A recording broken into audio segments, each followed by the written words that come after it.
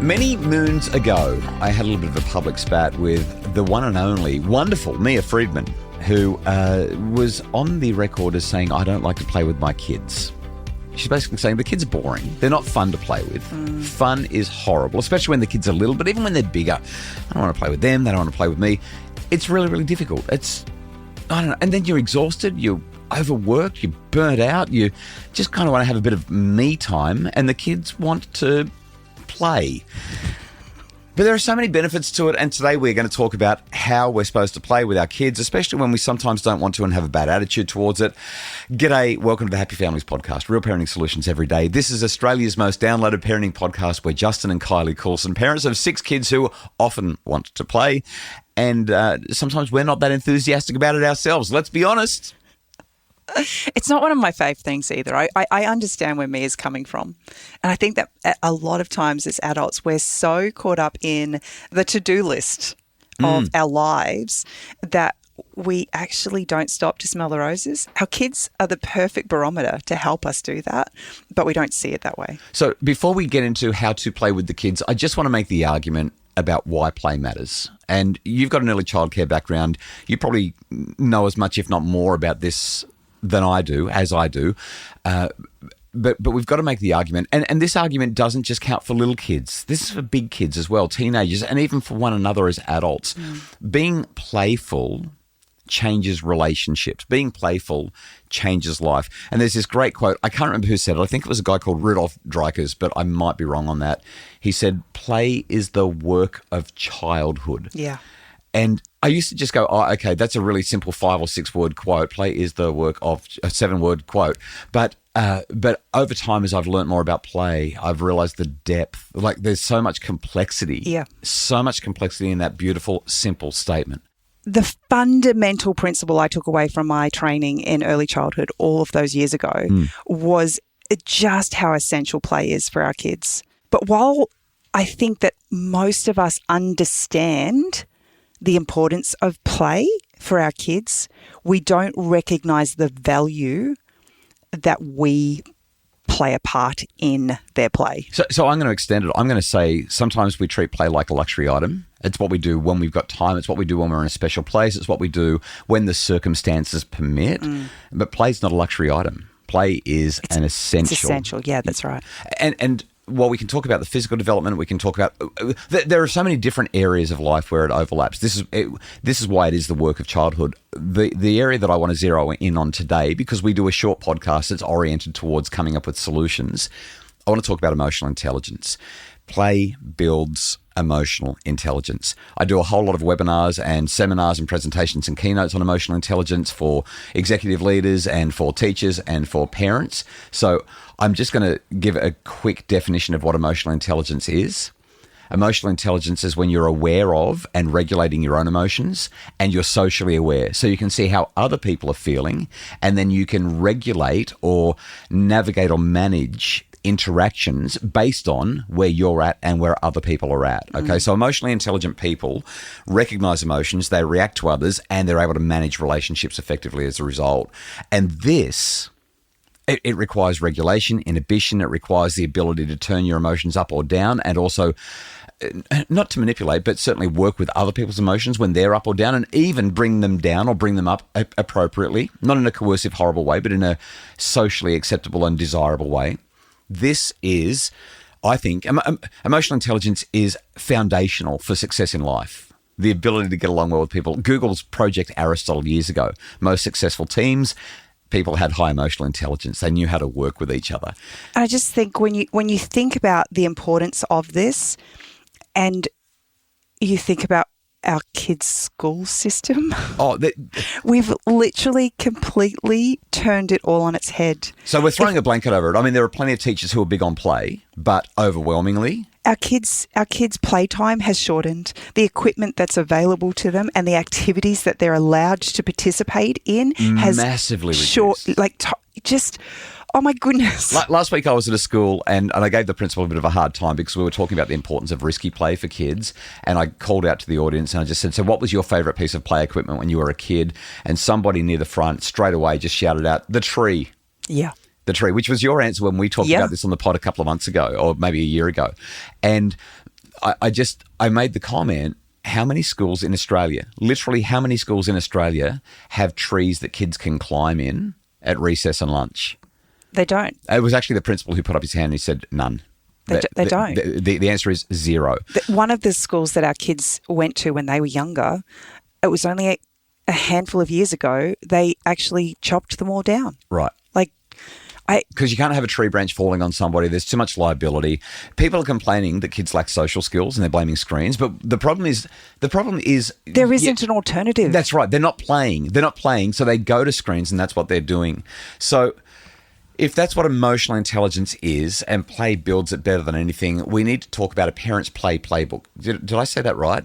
Parents play. Parents play. Yeah, we need a playbook for parents play. You know what I mean? That made sense. I got that right. I look at the times in our home where there is contention and tension, and it's amazing what happens when someone just chucks a funny. As opposed to chucks a wobbly. Yeah. Yeah, somebody makes a joke or kind of one of the easiest ways to change the tide in our house is literally, did I see smile? I do that to the kids all the time. And they hate it, but they love it because it's playful. It's not snide. It's not nasty. It's, did I just see a smile? And it's not get over yourself. It's literally like, come on, we can move through this. Yeah. We don't have to hold on to it. We don't need to sit in this place. It doesn't work all the time. Here's what I would put into the parents' playbook for play with the kids. Number one, and again, with 15-year-olds and with 5-year-olds and with 2-year-olds and with 22-year-olds and even with each other. Number one, it's got to be dynamic and in the moment. Like when you try to structure it, sometimes it feels more like a burden or a chore. Yeah, I agree. Number two, where you are doesn't matter. It can be in the playground, it can be in the kitchen, it can be on the trampoline, it can be in the car, it can be walking down the street with a puppy dog on a leash. Anywhere works, so long as you've got a playful mindset and the other person is consenting and along with it. I think the key ingredient when it comes to really high quality play is, actually there are two. It's got to be playful for both of you. So when Mia Friedman was saying, I don't like playing with my kids. She's probably saying, I don't want to sit down on the mat and play Barbie dolls with her for the 15th, umpteenth time. That's right. I don't want to do this imaginary thing where we talk about dragons and dinosaurs. Yeah, and I've got to put on voices and I'm going to wear a silly wig. And yeah, that's not play. That's work.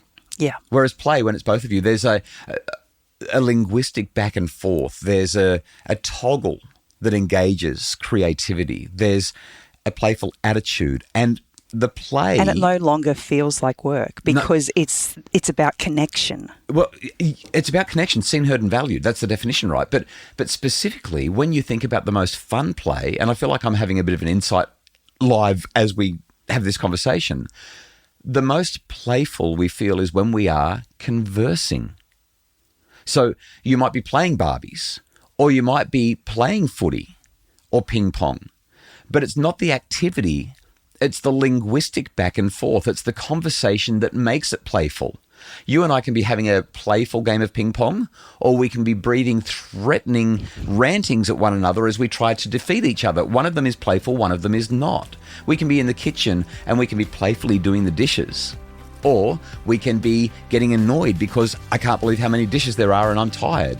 So play is about the attitude we bring and it's about the linguistic back and forth. To me, those are the essential elements of the playbook.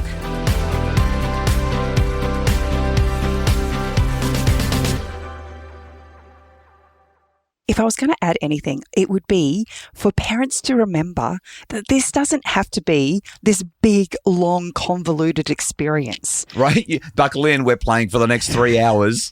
You spend 5 or 10 minutes with your kids in a fun, interactive interaction. That does wonders for them and for the relationship that you share. I love the idea of making them the center of your world. You've talked about this multiple times. The idea of what does your face say when you see them? You know, do you light up when they walk into the room? If they feel that, that's instant connection. I'm just thinking about what you've said there.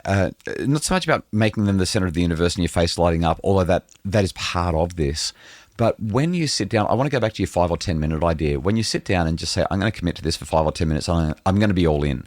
Even if you're not all in at the start, you give it a solid 5 or 10 minutes and you start to really enjoy yourself. It's about intention. I really think it's about intention. Too often, we're just kind of going through the motions. Right. But if we make an intentional decision, I'm all in. For 10 minutes or for 5 minutes if you can't handle 10, more times than not, you actually find that the time disappears. And it's not 10 minutes, it's 20 or 25. That's right. Then you sort of get into that flow of it. I use this analogy all the time of the space shuttle.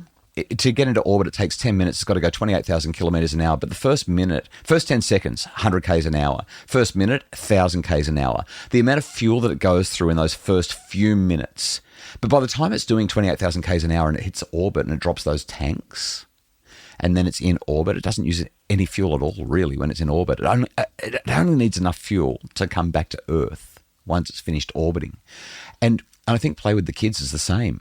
You've just got to get in. You've just got to get through that first 10 seconds, that first 1 minute, that first 10 minutes. Get through that and you're in orbit. It becomes, I'm going to say, effortless. You get into the flow, you get into the moment, and it's beautiful. And Kylie, I think the most important thing to highlight here is a lot of people say, well, I don't have it. I don't have the energy. I'm exhausted. I don't have the commitment. I'm not willing to do it.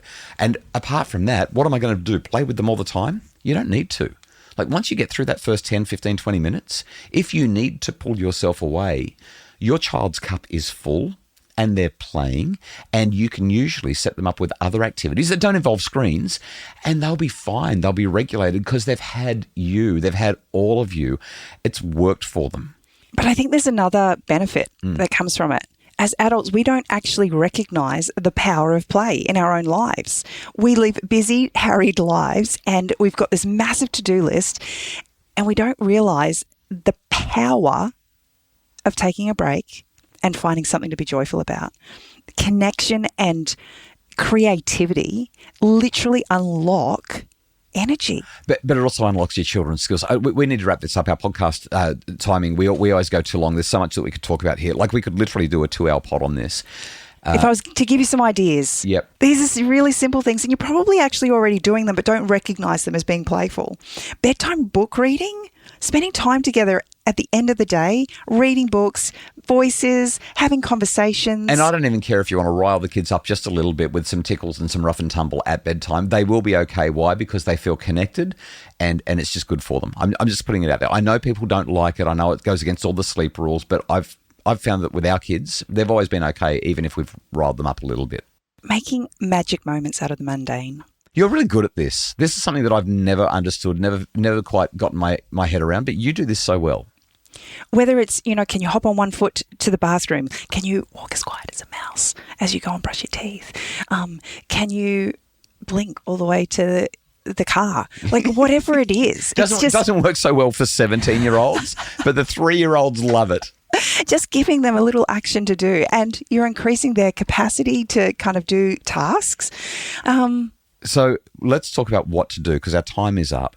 This builds emotional intelligence. It builds relationship foundations, problem-solving abilities, perspective-taking skills. That's what play does. That's why it's the work of childhood. Your task this week, because this is about you making your family happier, is to find a 5 to 10 minute window each day this week where your child can have your full attention and you can be playful.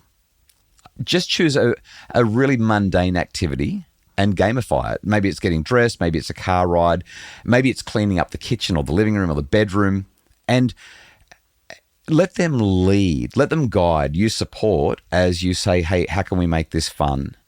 This is not about perfection. This is about connection and presence. And I think you'll get really big returns from what is fundamentally a fairly small investment. Play is not meant to be an overwhelming, oh my goodness, I can't do it, it's one more thing on my list. It's actually part of what we do to integrate happiness into family life, and it helps kids to develop the emotional skills that they need for life. So start small, be consistent, watch their confidence and connection grow. Thanks so much for listening. We'll be back tomorrow with another tricky question on the Happy Families podcast. Happy Families podcast is produced by Justin Rulon from Bridge Media, and if you'd like more info about making your family happier, you'll find it at happyfamilies.com.au.